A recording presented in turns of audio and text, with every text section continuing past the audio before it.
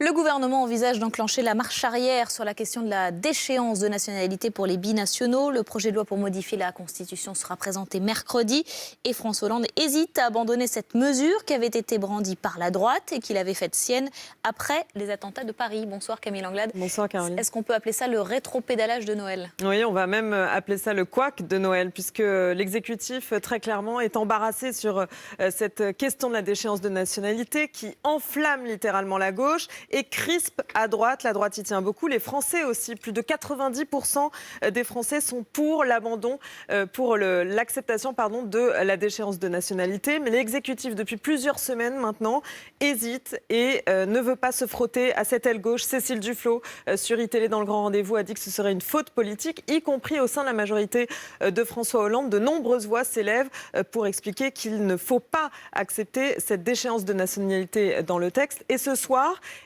une nouvelle voix dit le contraire, une voix très importante dans le gouvernement, celle de Ségolène Royal.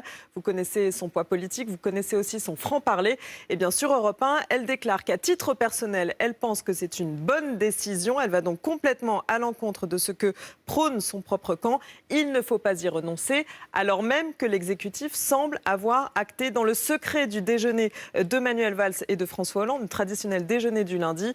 Il semble que cette décision ait été actée. Pour l'instant, aucune réaction officielle du côté de l'Élysée ou de Matignon qui voulait garder la primeur de cette décision pour le Conseil des ministres de mercredi. D'ici là, vous le pensez bien, le couac va s'amplifier.